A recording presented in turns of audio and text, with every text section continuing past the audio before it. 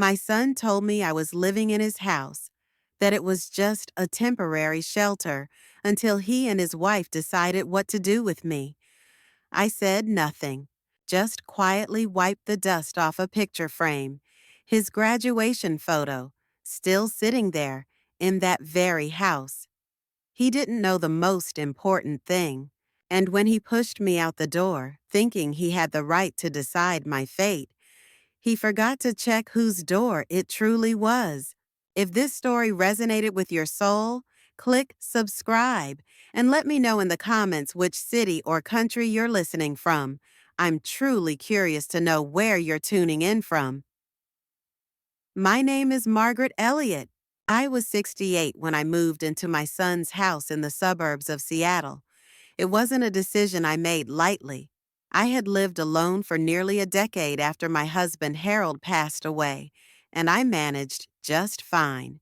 I kept the bills paid, the lawn trimmed, and the cupboard stocked with everything from oatmeal to canned peaches.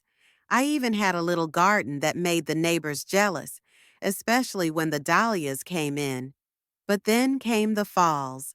First one in the hallway, then another in the backyard while I was trimming the roses. My doctor said it was time to stop pretending I was still 40. My son Joshua told me they had room in their house and hearts. His exact words. I remember because I wrote them down in my planner next to the date of the move. The day I arrived, it was drizzling. That soft Washington rain that doesn't make a sound, but settles into your bones. I climbed out of the cab and stood in front of the two-story house that I had helped them buy 10 years earlier. My pension and savings had covered the down payment when Josh's credit score had been in the gutter. I never asked for anything in return. It felt good back then, to be needed. The porch light was on. Karen, his wife, opened the door. She smiled, not coldly, but not warmly either. A polite kind of smile. I knew that smile well. I'd worn it myself when I had to host people I didn't really want in my home. "Let me show you the guest room," she said. But it wasn't a room. It was the office. A futon had been squeezed between two bookshelves. My boxes, 6 in total, were stacked in a corner like they were waiting to be picked up again. My suitcase sat on the floor unopened. There was no dresser, no closet space cleared out, just a folding table with a lamp. I placed my raincoat on the back of the chair and sat on the edge of the futon. It sagged. I looked around at the framed certificates on the walls. Karen's degree, Josh's realtor license, a motivational quote about ambition. Nothing of mine. That evening, I unpacked only one box, the one with my toiletries, pajamas, and a book of crossword puzzles. The rest I left untouched. Karen told me not to worry about cooking or laundry.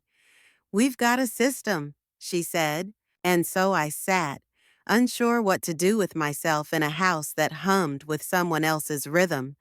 At dinner, they served chicken Alfredo from a plastic container. We ate at the kitchen island, not the table. My granddaughter Sarah scrolled on her phone between bites. Josh talked about work. Karen talked about Sarah's dance rehearsals. No one asked me anything. I offered to help with the dishes, but Karen waved me off with a quick shake of her head. "Relax," she said. "This is your time to rest." I smiled. That same polite smile. That night, I lay on the futon, listening to the creaks of a house that no longer felt familiar. I thought of my old home, of the soft, ticking clock in the hallway, the way the afternoon light hit the kitchen tiles, the hum of my neighbor's lawnmower. Here, the air felt thinner, like I had to earn each breath. I didn't cry. I wasn't sad. But something inside me went still, like a pond freezing over. I had come here to feel safe. But instead, I felt like a guest overstaying a welcome that hadn't even been spoken aloud. In the darkness, I made a quiet promise to myself. I would wait. I would watch. I would not shrink. And above all, I would not forget whose name was on the deed. The days took on a quiet routine. I woke early, as I always had, and brewed my coffee before anyone else stirred. The kitchen was mine for just that short window between dawn and the sound of Sarah's alarm clock. I would sit by the window with my mug, watch the clouds drift across the morning sky, and pretend, just for a moment, that the house was mine again. That Harold was still upstairs shaving, that my own bed was waiting for me down the hall. After Sarah left for school and Josh and Karen drove off to work, the house would grow still, and I would start the small tasks I gave myself, dusting baseboards, organizing the junk drawer, wiping down the refrigerator shelves. No one asked me to do it. No one thanked me either.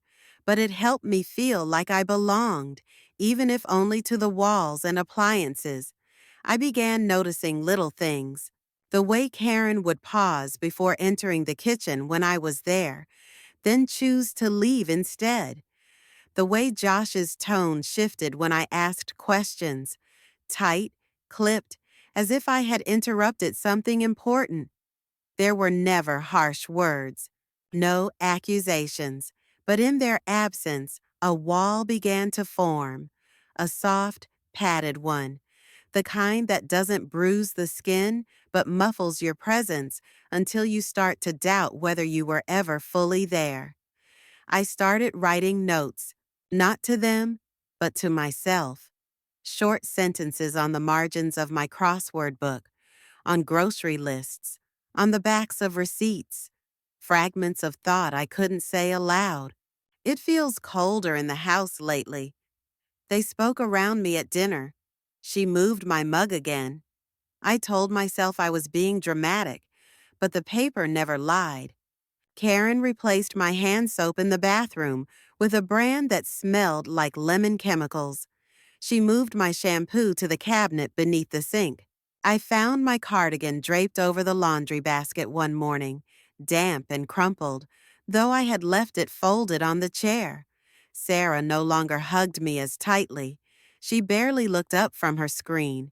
When I tried to join her on the couch, she said, "I'm watching something," without looking in my direction. There were no outbursts, no dramatic scenes, just erasure, one drawer at a time, one routine stripped away. They took over dinner, then my seat at the table, then my role in Sarah's school pickups.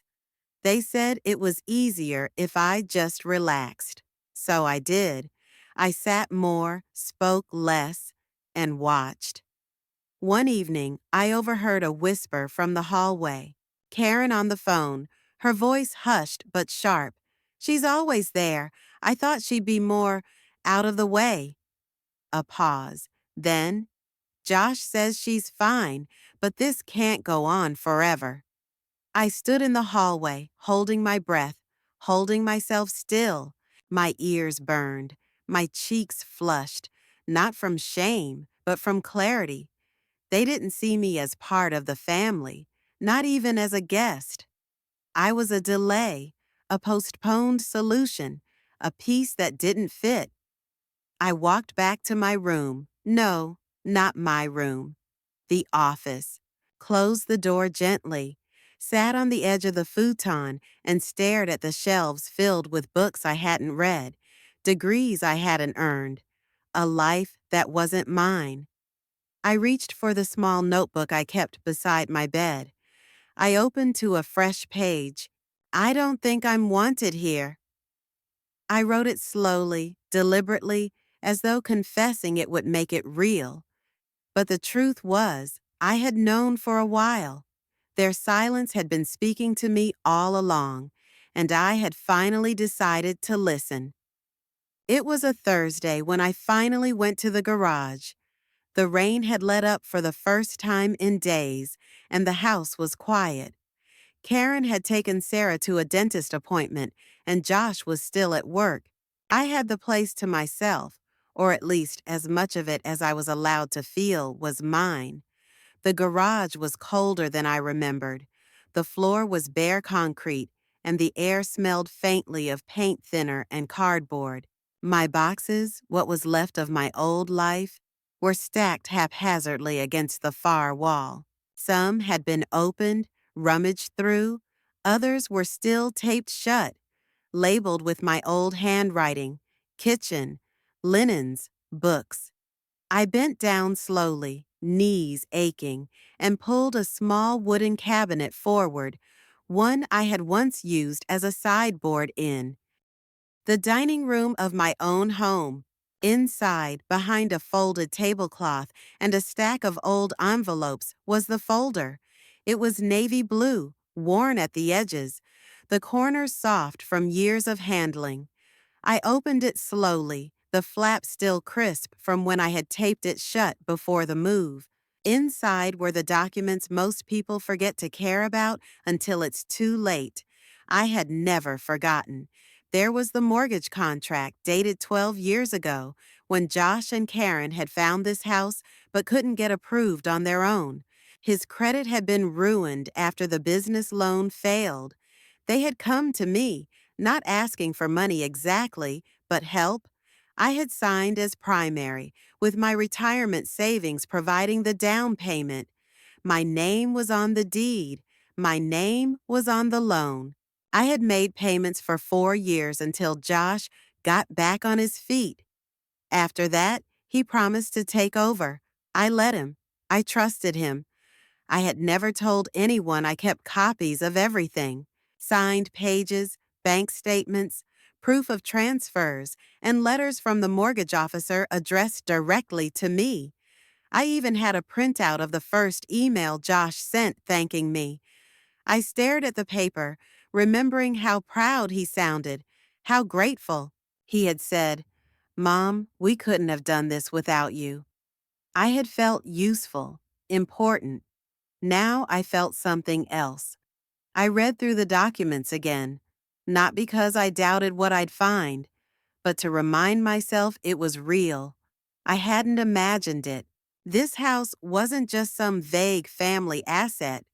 It was mine, or at least I had the claim they had conveniently chosen to forget. They treated me like a burden, a guest, an afterthought. But on paper, I was the reason this roof stood over their heads. I took the folder back to my room, the office, and placed it inside the drawer of the nightstand. I sat on the futon, breathing deeply, my hands resting on my knees. I didn't feel powerful. I didn't feel angry. Not yet.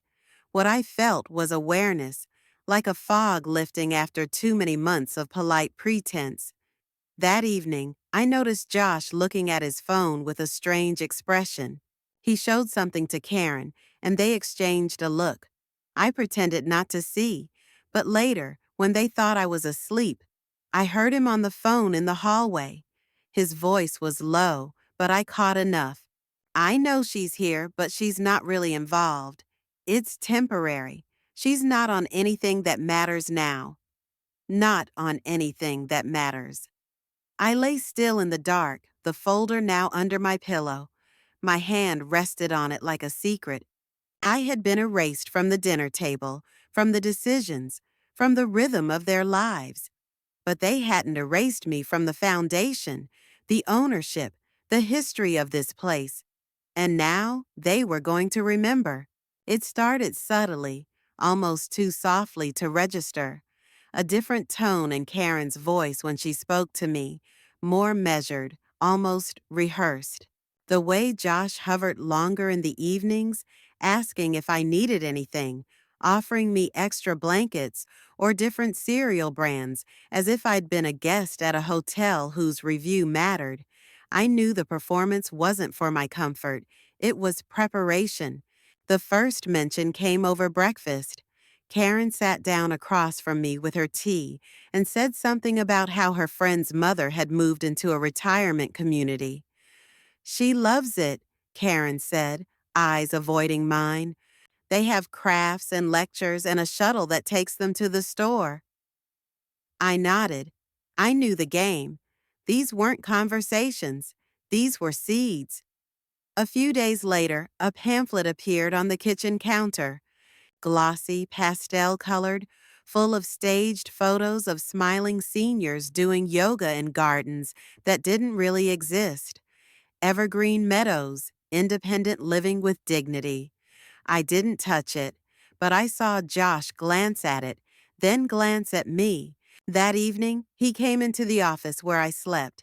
He leaned against the door frame like he used to when he was a teenager and needed to ask for money. He started with nostalgia. Remember how Dad used to joke about retiring by the lake? I did remember, but I said nothing. He kept talking about peace and quiet and my need for community.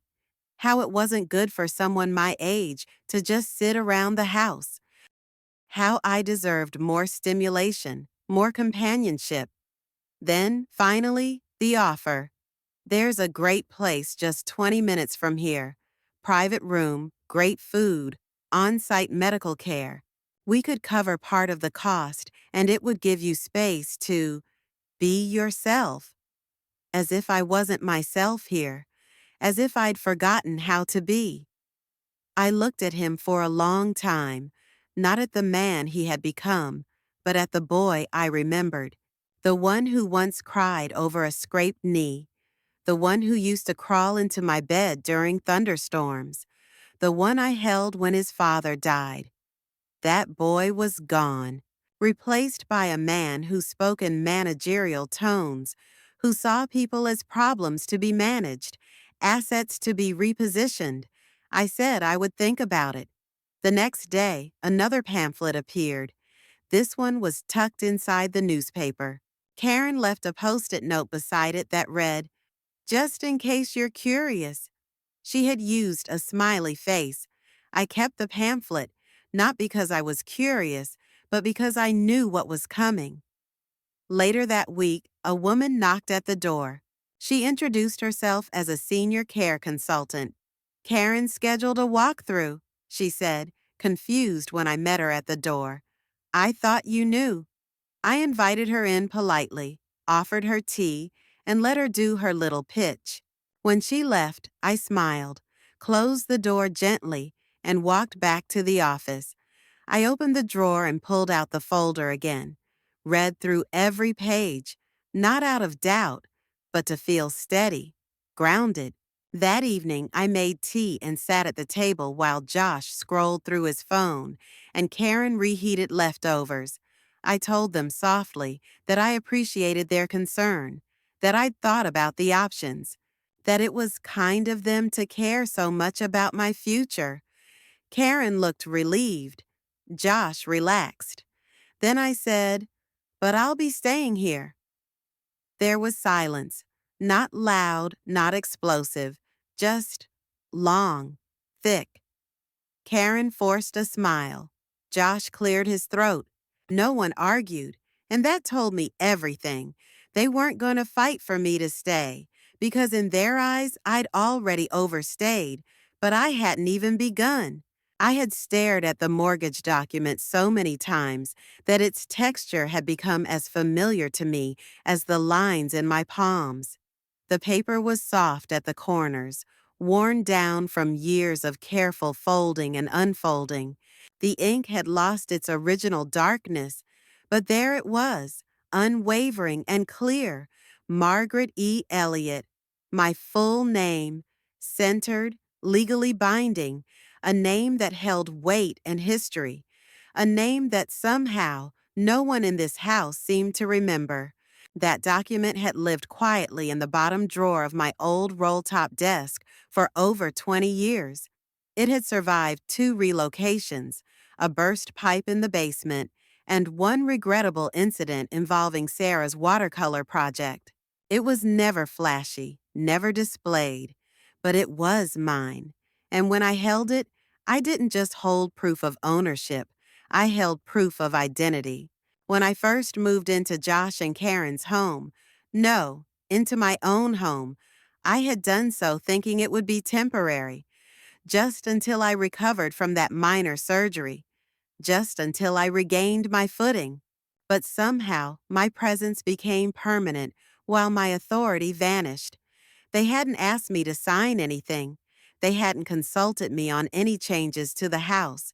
They began renovating rooms, rearranging furniture, even locking certain cabinets. I became something between a tenant and an obligation. I kept quiet, partly out of dignity and partly out of hope.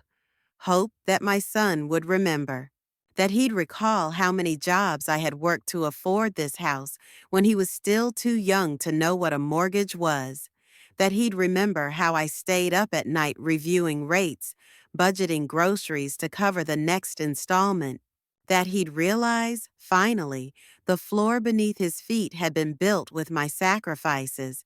But the quiet wasn't working. It had become a blanket too thin to warm me and too heavy to lift. That morning, I pulled the documents from the desk where I had hidden them again after the last storm of Karen's passive remarks. I laid them all out on the kitchen table, the very table I was now barely invited to sit at. Mortgage contract, payment history, deed, tax assessments, each paper like a breadcrumb, leading back to the truth. I placed them carefully into a fresh manila envelope. On the front in blue ballpoint pen, I wrote just one word: ownership. At dinner, the smell of cheese and pepperoni hung thick in the air. The television played softly in the background. Josh tapped on his phone. Karen scrolled mindlessly, and Sarah half-heartedly pushed olives around her plate. I placed the envelope beside Josh's elbow without a word. My hands didn't tremble. He looked down at it, his eyebrows lifted. He opened the flap, pulled out the contents. He scanned the deed first. His jaw tensed. Then his brow furrowed deeper as he sifted through the rest. Karen leaned in and froze. Her wine glass hovered midair. Sarah sat still, eyes flitting between us. The moment stretched. Josh's hands stopped moving. He stared at the front page of the deed as if it were a foreign language suddenly making sense. He looked at me. There was no anger in his face, just that stunned vacancy of someone who realized he had miscalculated something important. I didn't raise my voice. I didn't explain what was already spelled out in print. I simply said, with the kind of calm one earns through 1,000 ignored wounds, that I would not be leaving this house. Not now, not ever. That my name had always been there. That I had built this sanctuary long before Karen had set foot in it, and long before Josh had the audacity to pretend otherwise. I reminded him of the down payment, the 4.2% interest rate I had negotiated with grit, the day I had paid off the final installment and cried in my car. I reminded him that while they had used the house, I had loved it, cared for it, protected it, and now I would protect myself. Karen didn't speak. She stood, lifted the plates, and moved like someone escaping a fire without running. Sarah's gaze was glued to the mortgage. She didn't ask questions, but in her silence, I saw something. Curiosity, maybe even respect. Josh finally spoke. He said he hadn't known, that he assumed it had transferred after Dad died, that it was all just paperwork. But I reminded him, paperwork is how power hides in plain sight. I gathered the documents, returned them to the envelope, and stood. My back didn't ache the way it usually did. My hands felt firm. When I walked away, I didn't feel like I was retreating. I felt like I was taking root. And that envelope? It now sat in the drawer beside my bed, not as a shield, not even as proof, but as a symbol. The house bore my name, and so would my future. The house was unusually quiet that morning, cloaked in a kind of charged stillness that made even the ticking of the wall clock sound louder than usual. I woke long before the sun had made its full climb, slipping from my bed as quietly as a whisper. Something inside me had shifted overnight. The silence didn't feel oppressive anymore. It felt conclusive. I brewed a pot of coffee in the old drip machine that had traveled with me from 2 homes ago. I poured it into my favorite mug, the one with the faded roses and the small chip in the rim that my husband had once called a smile. I sat at the kitchen table, the one that used to host breakfast conversations and Sunday puzzles, and looked out at the backyard where the maple leaves had started to fall. It was time. The envelope I had handed Josh 2 nights ago was no longer in the drawer where I had returned it after he read it.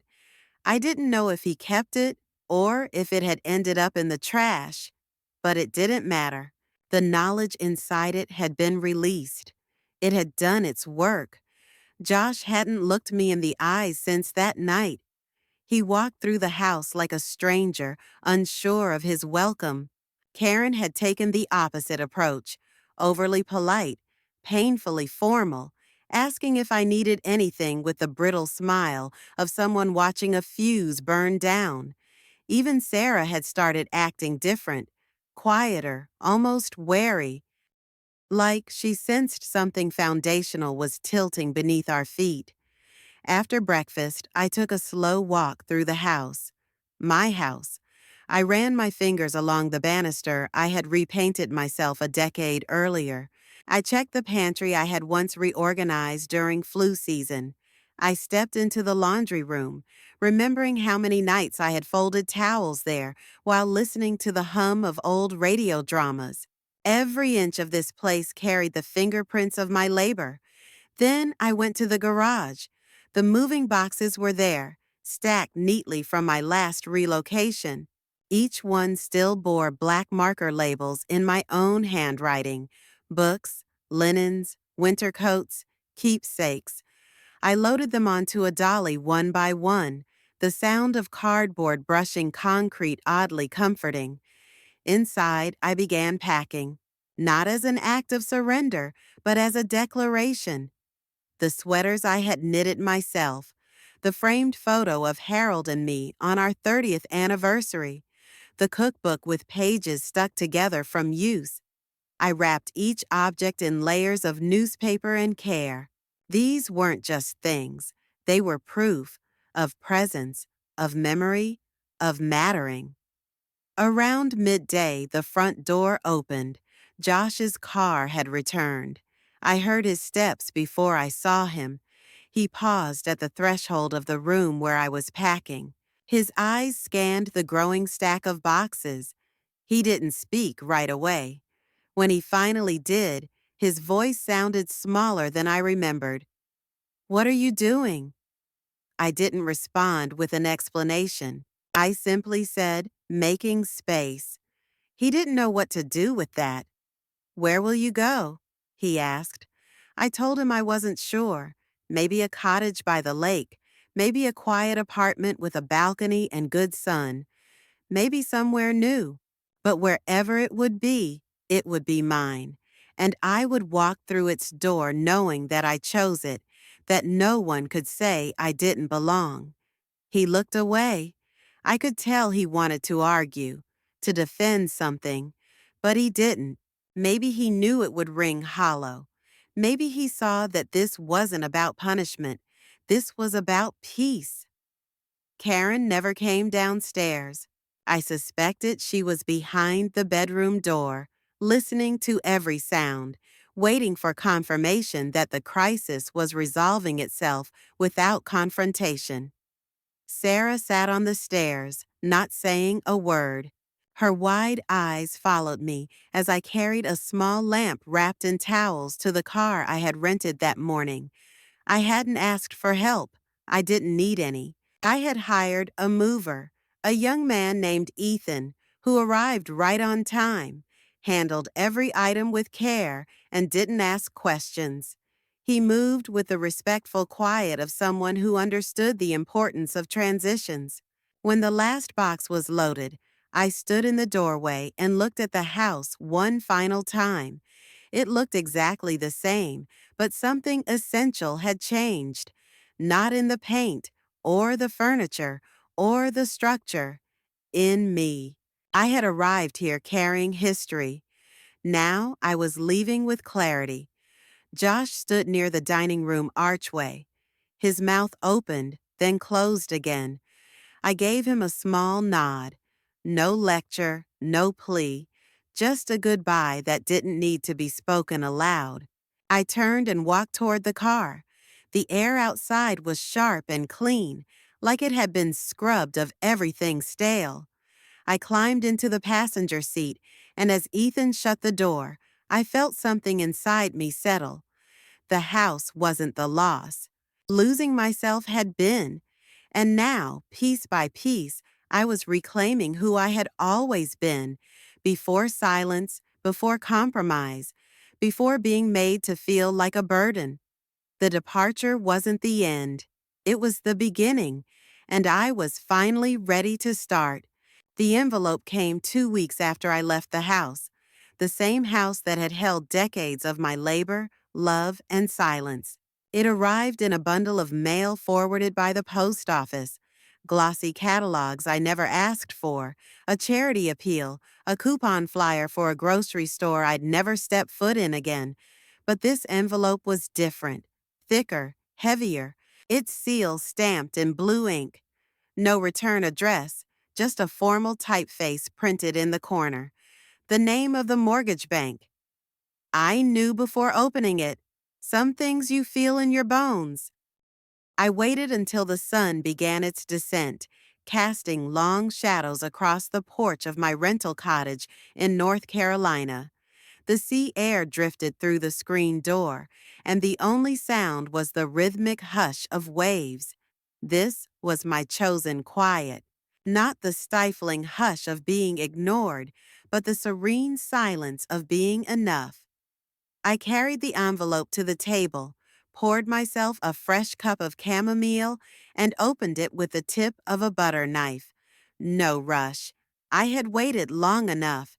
Inside was a formal letter addressed to me, not as Mom, not as Margaret, but as the primary mortgage holder. The words were cold and efficient, a string of clauses designed to protect legal boundaries. They read, a request had been submitted to refinance the mortgage. That request had been denied because the primary signer had not authorized it, because the legal owner of record had not given consent, because in every legal sense that mattered, I still held the keys. There it was, in black and white, my name alone at the center of the title, unchanged, untouched, unyielding. They had tried to erase me again, Josh and Karen, likely scrambling to find ways to gain control after I left. Perhaps they thought my departure meant surrender. Perhaps they assumed that my absence meant they could rewrite ownership, that paper was as disposable as my presence had seemed to them. But paper remembers. As I read, I imagined them sitting across from some bank official, forced to explain why the document lacked the essential signature, watching their confidence falter, listening to someone explain what they should have known from the start, that legality cannot be replaced with assumption, and ownership cannot be inherited through arrogance. My hands trembled only once as I turned the second page and saw a copy of the original mortgage form attached, the same one I had signed 24 years ago. My signature, steady and strong. Margaret E. Elliott. I placed the pages down and leaned back in my chair, letting the moment wash over me. It wasn't triumph, not entirely.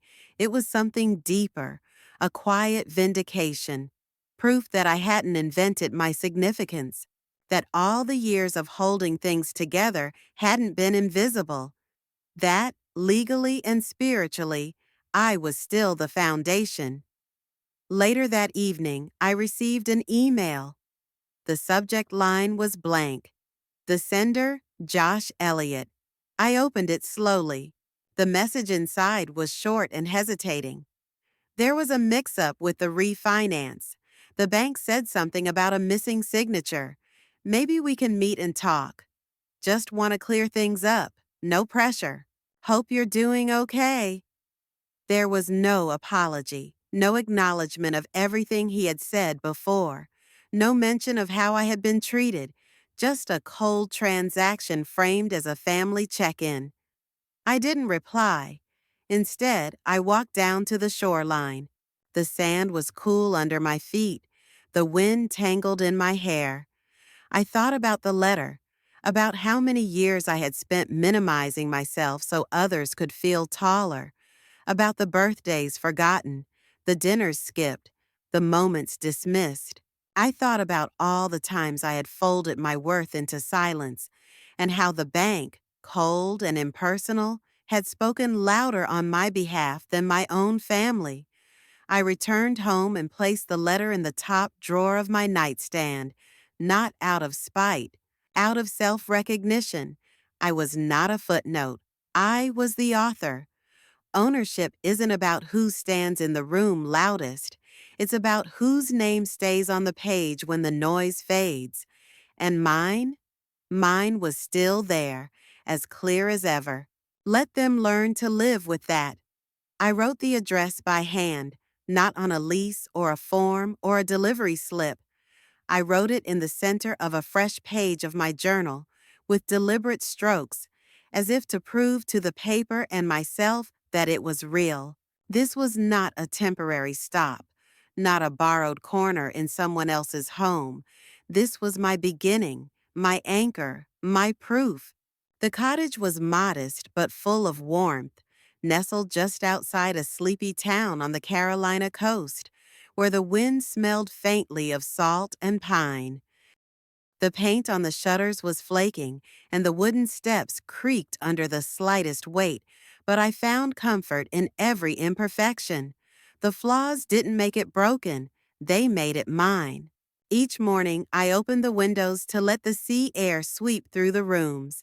The curtains danced gently, like they were celebrating freedom with me. I spent the first week arranging everything with a care I hadn't known in years. I placed my late husband's navy blue sweater on the back of a chair. I polished the copper kettle that once whistled in our old family kitchen. I framed an old photograph of me holding Josh as a newborn. His tiny fists curled, his face still red from birth. I placed it on the bookshelf, next to my favorite novels and a candle that smelled like cinnamon. There was something healing in the way I filled the silence, not with noise, but with intention. I played classical music in the evenings. I scribbled observations in the margins of library books. I baked scones with blueberries from the farmer's market and filled the rooms with scent and softness. Every day, the space grew warmer, as if it were recognizing me. Then came the letter, a thin envelope forwarded from my old address, bearing the sterile logo of a mortgage institution. Inside, a terse statement, delinquent payments, a flag for reassessment, a reminder that legal responsibilities must be met. My name was still there, tethered to a property I had walked away from, both physically and emotionally. I held the letter for a long time, not because I was tempted to intervene, but because I wanted to feel the weight of what I had left behind. I imagined Josh opening his own copy, reading the words that wouldn't budge no matter how hard he wished them away. He had thought that pushing me out would give him control. He never understood that ownership doesn't transfer through disrespect. It stays with the one who built the foundation. A day later, a second envelope arrived. This one smaller, brighter. The handwriting was unmistakable. Sarah's. Inside, a folded piece of pink paper, decorated with stars. Her note was brief but full of heart. I miss you, Grandma. I keep telling Mom I want to visit. She says we're busy, but I don't think that's true. I hope you're happy where you are. I still remember how your cocoa tastes. I reread her words until the ink seemed to imprint into my fingertips. Then I wrote her back, choosing my words with the softness she deserved. I told her the door was always open, the porch light always on. I promised the cocoa would be just as she remembered it. I didn't send the letter right away. I kept it for a few days, placing it on the windowsill where the morning light would touch it.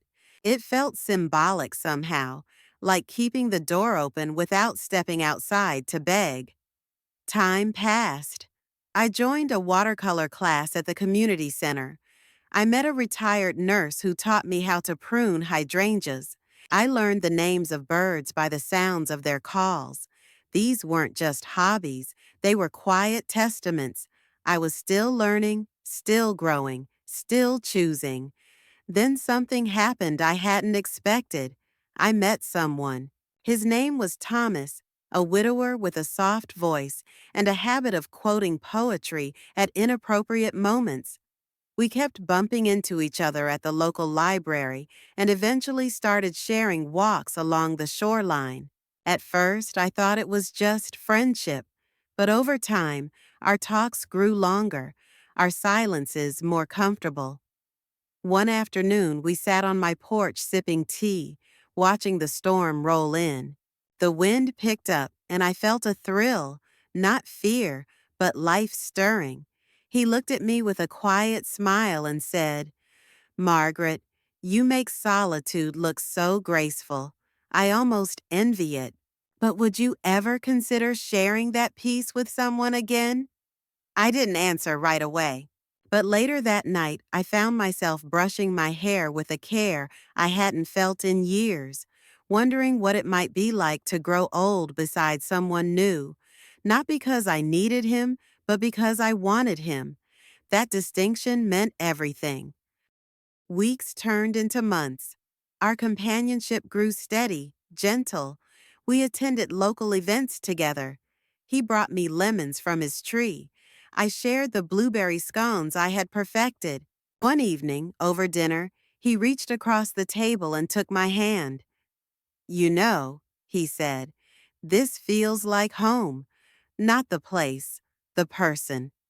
I never thought I'd consider marriage again.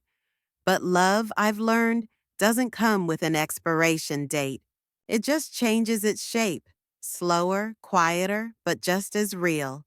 So now, in this little cottage by the sea, I'm planning a wedding. A simple one. A second chance. I'll wear a soft blue dress. We'll serve lemon bars and tea in the backyard. Sarah will be the flower girl if she's allowed to come, and if not, I'll save her a slice of cake and write her name in the guest book. This house was not just shelter, it was sanctuary, a place where I didn't have to defend my worth or prove my usefulness. Here, I was not a burden. I was the foundation, the light, the decision maker. I had a new address, and soon I would share it. On my own terms, with joy, with choice. Because even now, even in this chapter of silver hair and quiet nights, I am still building, still dreaming, still beginning.